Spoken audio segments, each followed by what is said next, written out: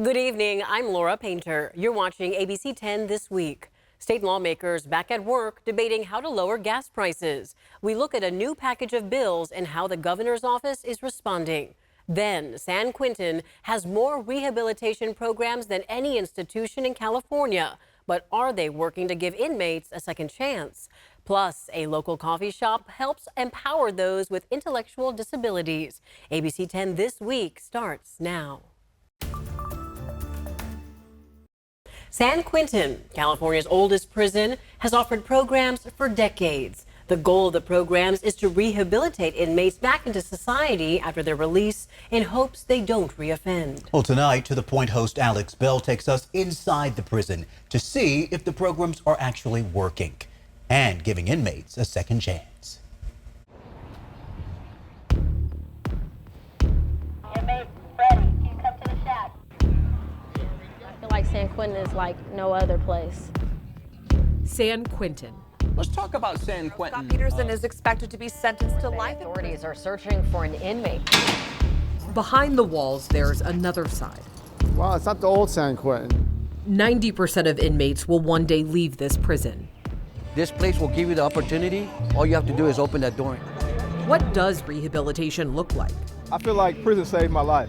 The programs at San Quentin are giving inmates a second chance. But is a second chance enough to keep them from coming back?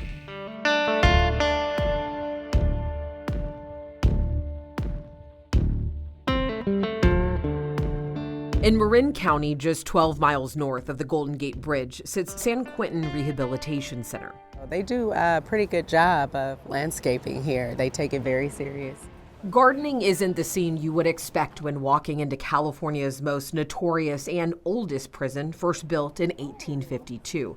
Lieutenant Barry says most people are surprised when they first come inside. She's worked here over 20 years. We roughly have about 3,300 incarcerated right now, and so the general population walks around with no handcuffs. San Quentin Rehabilitation Center, formerly known as San Quentin Prison, was also where condemned inmates sat on death row until the summer of 2024, until they were all transferred to other facilities throughout the state. So over here we have the Adjustment Center. Several decades ago, the death sentence guys who are coming from the county jail would be placed in the Adjustment Center. Right now we use it as a COVID precautionary area. We also use it as a restrictive housing unit. So anyone who may have battery on staff, attempted murder, or any drugs, weapons, or contraband. For decades, San Quentin has offered programs to inmates to rehabilitate and integrate them back into society. With 42 programs and 170 groups, San Quentin has more programs than any institution in the state of California. So a lot of the programs that we have here, like computer coding, they have very little to no recidivism. Currently, 40% of inmates participate in these programs aimed at personal development, education, and vocational training.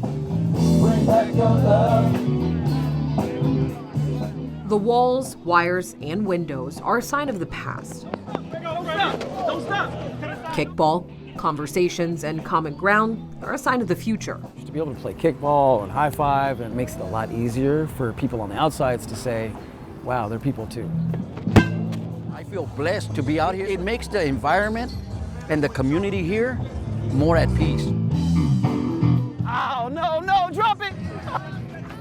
Oh! Fred Catano has been in prison for more than 50 years. This is something that I had never witnessed before. Like watching inmates play guards in a kickball game.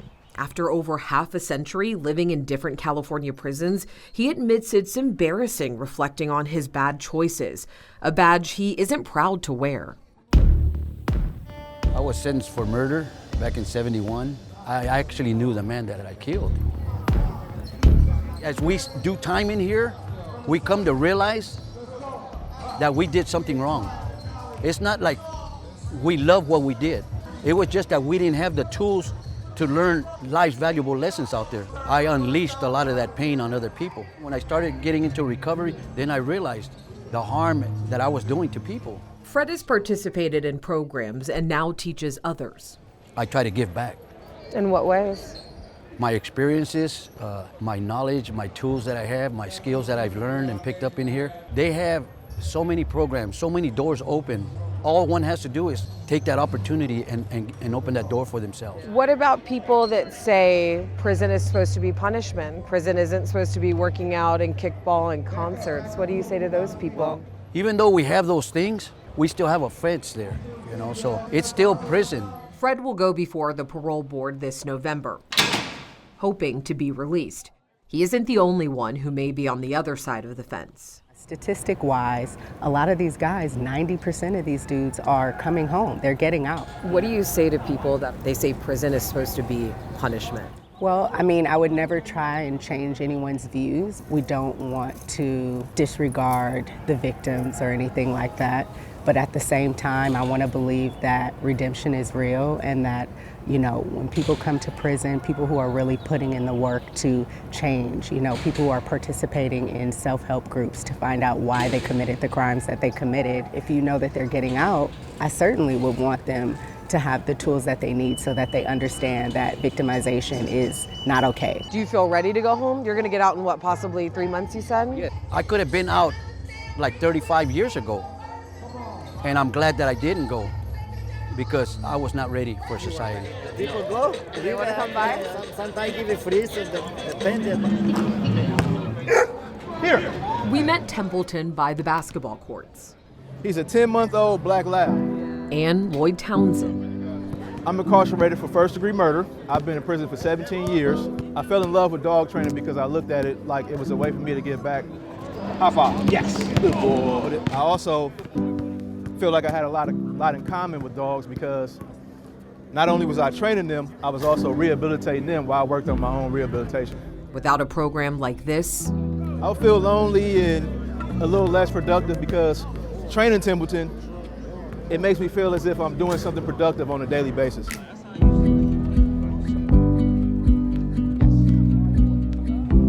I feel like prison saved my life. It's crazy, but I really feel like being removed from society and being able to come here and rehabilitate myself saved me. For some, the comfort of petting a dog can mean everything. We get guys on a daily basis that have been in prison 30 to 40 years that break down by just getting a chance to pet a dog. So it's been very humanizing to have these dogs here at San Quentin. Good boy. Good boy. 2 outs? Stop it. I'm Officer Williams. I've been here for 6 years. I've never been to another prison, but I feel like San Quentin is like no other place. Good kick, good kick. It's the only prison I've worked at a little over 17 and a half years. When Officer Williams and Officer Fagerzadeh started their careers at San Quentin, they say the atmosphere was different. Every day there was fights, people stabbing each other. It was a mess. He says those days are over now. Have the programs been successful in your opinion? People that come in and talk to the inmates about going into the unions in their fields when they get out, so they already have connections. The correctional officers we spoke to during our visit told us that change can be challenging, and getting staff to buy into new rehabilitation efforts isn't something that happens overnight. We'll see them more than we see our family. Some of us do 16-hour shifts, so I feel like, yeah, they might be a little upset and think that it's supposed to be, oh, you know, get on them, but it's still a thin line. Under Chance Andy's leadership, the warden of San Quentin, there's a simple focus. We can still have a security mindset, but still treat people like people, which actually reduces the violence inside our institutions and protects our staff. And again, true public safety prevents people getting out and continuing to do crime. Let's go! We have a programming population that wants to do the right thing, that's truly trying to rehabilitate. When people have degrees and skill sets to get back out, they have somewhere to get jobs and to be a contributing member of society. Good job, y'all! The kickball game isn't about winning or losing. Learning teamwork, sportsmanship. During these events, we don't have incidents, we don't have anything violent going on, and as you can tell by the environment in the background, it's a pretty good vibe.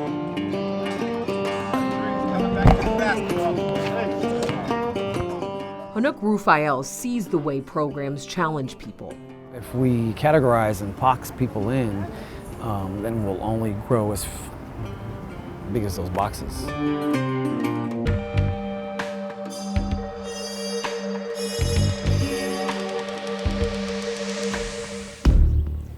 I I was sentenced to 28 years for sexual assault.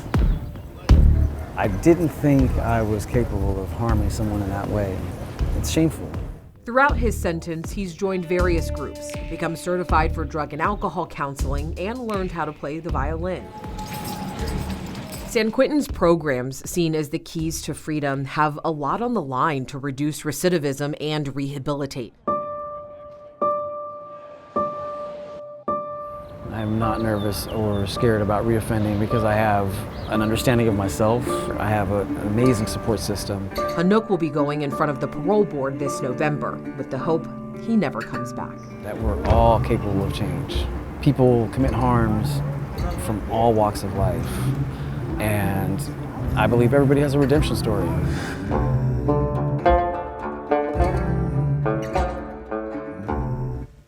The latest data report from the California Department of Corrections shows recidivism rates, meaning when someone reoffends, decrease through the years in California. It also found inmates in rehabilitative programs have lower recidivism rates compared to those who didn't. And keep in mind, the parole board considers several factors to decide if inmates should be released: their mental state, their attitude about the crime, and criminal history. Victims and their families are also allowed to make statements in the process. New tonight, a viewer in Placer County contacted 10 on Your Side with a message he wants everyone to hear. I would just encourage AT&T customers to look carefully at their bill every month. That's the message from AT&T business customer and Auburn resident Brad Poor. He emailed 10 on Your Side saying, "I received a call from a spam number. It comes up on T-Mobile as spam likely, purporting to be AT&T and asking me if I would like to purchase an internet backup device." Brad insists he was clear. I'm not interested in buying anything. They quickly said something and then they hung up. Shortly after that, I received a text message and an email essentially confirming my purchase, which I obviously hadn't purchased anything. Brad says he immediately called AT&T. And I verified with them that there was no purchase, that nothing was showing on my account. They told me I didn't need to worry. So I thought that was the end of it. It was actually just the beginning. Brad says he received another email saying his order for an internet backup service device had been shipped. The way I'm seeing it, if they're willing to do that to me, then I don't know how many other people they're doing that to. Brad filed a complaint with the FCC, and AT&T released this information in response to his complaint, saying AT&T investigated and determined that in January 2024, Mr. Poor began receiving communications from a third-party vendor regarding an AT&T internet backup service offer and the associated equipment. AT&T records confirmed that Mr. Poor contacted AT&T on January 16th about the AT&T internet backup service. Although Mr. Poor contends he communicated that he did not want the backup service, our records do not reflect that, and the equipment was delivered via FedEx on January 16th. I absolutely had complained and said I didn't want the device. And honestly, at the beginning, part of my motivation for calling AT&T was because I thought this was a third-party scammer who was trying to scam AT&T business customers. So I wanted to make sure that AT&T was aware of it, so that they could protect their customers. In response to the FCC complaint, AT&T says, "We regret if there was any error or miscommunication, and we apologize for any inconvenience." AT&T verified that Mr. Poor did not incur any charges for the AT&T internet backup service, which was canceled on January 16th. AT&T applied a 6-month courtesy adjustment of $321 due to the negative experience. And just hours ago, the company sent me this statement saying, "We have reached out to this customer to ensure we resolved and addressed all his concerns. This did not live up to our high standards for customer support, and we have apologized. The representative responsible is no longer employed as a contractor. We encourage customers to contact us directly if they ever have questions about their account." And 10 on Your Side is here to help. Do you have a problem and don't know where else to turn? Email me at onyourside@abc10.com. Time now for Dollars and Cents, where I answer your money questions and help you navigate a changing economy. Governor Newsom signed a bill that will require California high schoolers to take a financial literacy course to graduate. The semester-long course will be offered by the 2027-28 school year and make it a requirement by 2029-2030. I talked with educators about why financial literacy matters and the lessons we can all learn when it comes to being smart with our money. I'm very excited to learn about managing all of it and as I get older, getting a job and having to take care of taxes. My adult life, I think learning about money and the economy will help me, especially after I'm 18 and I get out of college and stuff, because college is expensive. Curious minds and enthusiastic teachers like Ellie Valencia at Sierra High School in Manteca are helping students prepare for their financial futures. Financial literacy can set them up with a good foundation for possibly saving for retirement or future education, maybe opening up a business in the future. Research shows the need for financial literacy is great. One survey shows high school juniors and seniors nationwide have surprisingly low levels of financial understanding. 27% reported being ready to estimate what their monthly payments might be after college. 47% of students say they understand how to read a paycheck and what determines net pay. 32% felt they could read and understand loan offers and repayment information they received. Learning a financial literacy is a lot of times like learning a new language. UC Davis economics professor Derek Stimmel recommends starting small, knowing some basic financial terms like credit, interest, and budget, and understand what a credit score means and who is a beneficiary.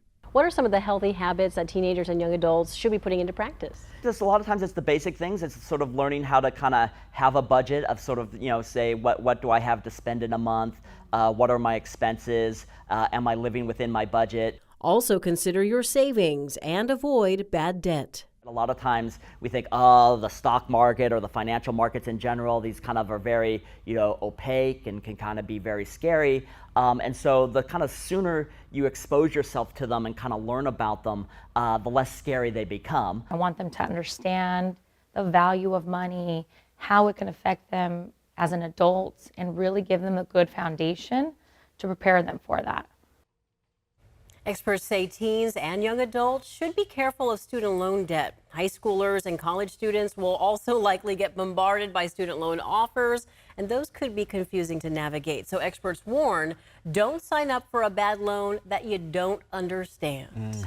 All good advice. And what are some other things, financial mistakes, for example, that students can make? Yeah, Chris, the main pitfalls experts tell me are getting into credit card debt and not being able to pay it back and then having to default, which will hurt your credit score. We have a list of 20 basic financial literacy terms on our website, ABC10.com.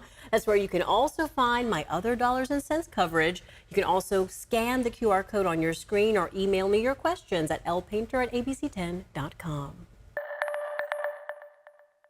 One issue affecting Californians tonight, homelessness. Yes, San Joaquin County is now considering a change to their camping guidelines. It would ban people from camping on public property and also ban them from sleeping in their cars for more than an hour. Supporters of the proposal say it would help officials encourage homeless people to seek shelter and services. But as ABC10's Luke Clary reports, there are also those who oppose the change. Luke? Yeah, that's right, Laura. Now, this comes as CalMatters analysis of the statewide point-in-time count showed that homelessness in California jumped 8% in the last 2 years and doubled in San Joaquin County. This measure is part of the effort to address what county leaders say is the #1 issue for their voters. Prohibition against camping on private property. The San Joaquin County Board opens discussion on a change to its camping ordinance. It would ban people from camping on public property or sleeping in their cars for more than an hour. Supervisor Tom Patty spoke in favor of the change. We want to, I'd say, gently coerce people. Like, this right here is illegal and it's disruptive and it's trespassing. We have better options. He says it's part of a broader strategy to get people into shelter and services. Now, if you need help, you want to be reconnected, we've got shelters, we've got a pathway to get you back to your support network or team, get you back out of town, get you a flight. We've done this quite recently and quite successfully with people that are struggling. But homeless advocate Jessica Velez says she doesn't think it will work. If you start going after people, arresting them and trying to force them into programs, you have to have that infrastructure in place to be able to handle all the people. And right now we don't have that. To that, Patty says enforcement will be based on the officer's judgment. The conversation comes at a time when San Joaquin County has experienced explosive growth in its homeless population after changing the way it conducts the count. According to the point-in-time count, unsheltered homelessness increased by a whopping 156%, from 1,355 to 3,469. So the methodology changed. Whether you agree or disagree or question the methodology, for any one person living unsheltered and in squalor and despair, we need to address that. There's thousands of people out here. They're just hidden or they're in their cars. So those numbers are even higher than what they're reporting. Now, there's some good news in the Cal Matters analysis, which shows that the rate of growth in homelessness across the state has fallen. As for the no camping ordinance, it has the support of the county sheriff, who said that it will allow its deputies to more effectively and judiciously enforce camping restrictions on public property. Chris.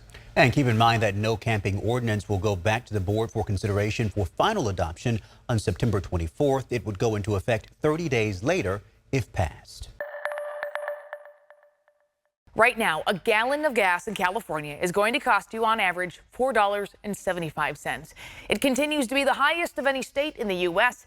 As state lawmakers return to work in a special session to debate cutting gas prices, California Republicans are introducing a new package of bills they say could help. ABC 10's Jeannie Nguyen explains what these bills are calling for and how the governor's office is responding. Becca, Republican Assembly members tell me a majority of drivers have complained about the high cost of gas. They're hoping this new package of bills will temporarily suspend the state's gas tax to offer families some relief. We're way above every other state in the nation. Republican Assemblymember Tom Lackey is referring to California's gas prices. In an effort to address this, he proposed 4 out of 7 new bills as part of a package to address the cost of gas in California. Assembly Bill X2-2 would suspend the gas tax for 1 year, saving 60 cents per gallon. 60 cents savings per gallon of gas would go a long way in helping them meet their funds. Assembly Bill X2-5 would provide a $100 rebate to drivers. AB X2-3, introduced by Assemblymember James Gallagher, would exempt gas from California's cap-and-trade program to save 30 cents per gallon. And AB X2-7, by Assemblymember Diane Dixon, would increase transparency on gas prices by comparing prices by state. We want to provide relief in a meaningful way.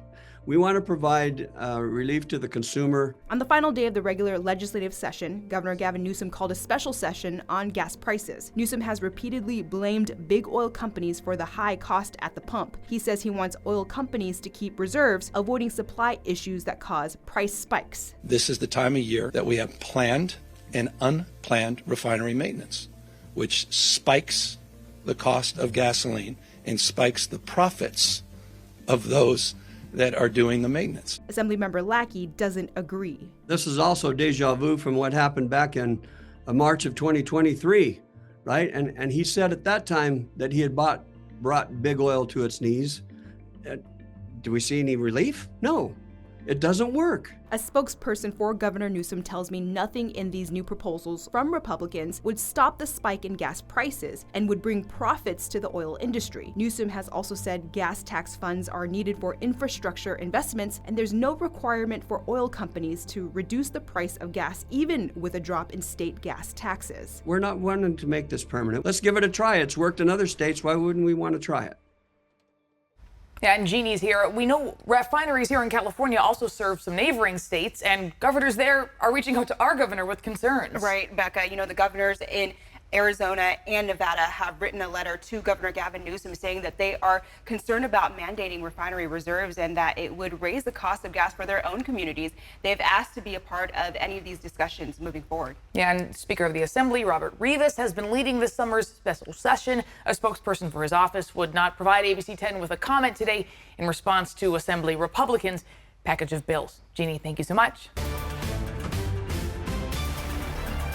Rick, is this debate extra important tonight if one of the candidates has a particularly poor showing?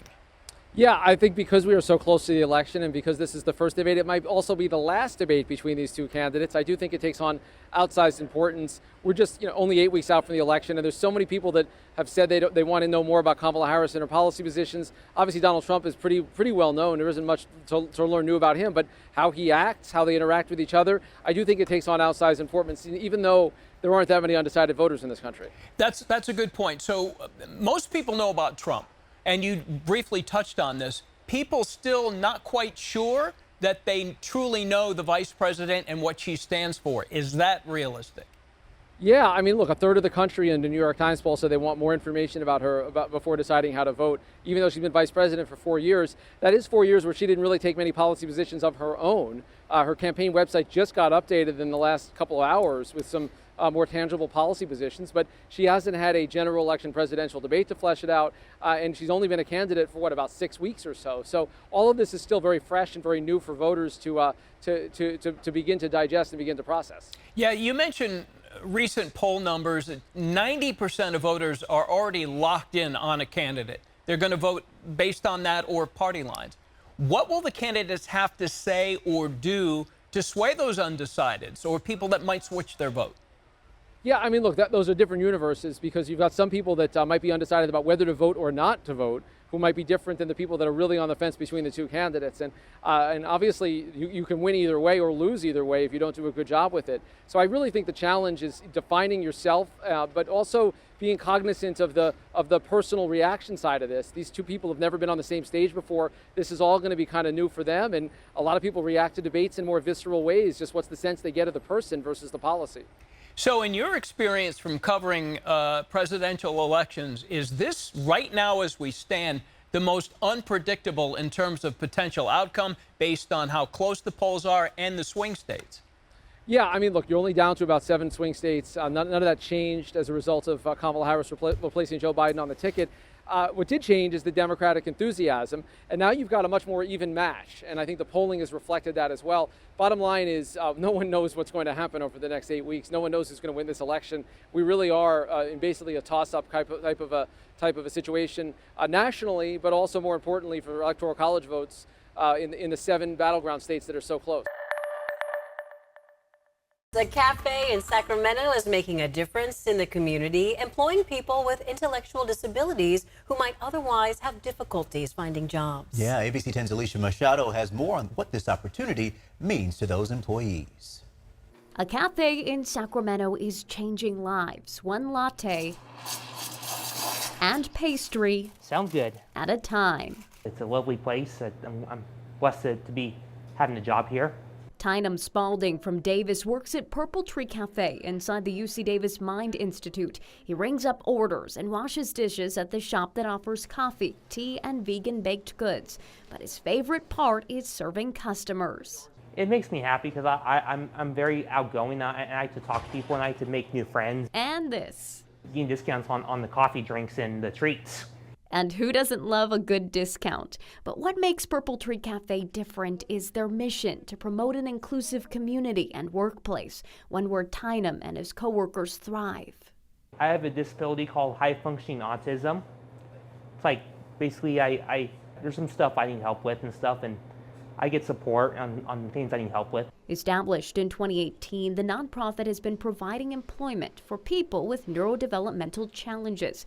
It started out with a stall at the Davis Farmers Market and other events, making baked goods out of their commissary kitchen in Davis. The Sacramento shop is their first brick-and-mortar cafe, opening in April 2024. The Mind Institute inviting Purple Tree Cafe to use the space after the pandemic. You know, disability is another form of diversity, and we're always striving to be more inclusive. Associate Director Kelsey Fortune says through the Sacramento Cafe, the nonprofit has more than doubled the employment opportunities for people with disabilities. That's totally changed my life, and I'm lucky enough to get to be a part of seeing the employees' lives be changed as well. People who may not ever have luck in the competitive labor market without somebody giving them a chance. They're hoping to normalize having a disability in the workplace. Here, offering supported employment where supervisory staff help employees with tasks when needed. And for staff like B. Bastino from Woodland, who's been with them since the beginning, that means a lot. I feel like I fit in because we can be ourselves. A place the Mind Institute hopes will set an example for others in the future. In Sacramento, Alicia Machado, ABC 10.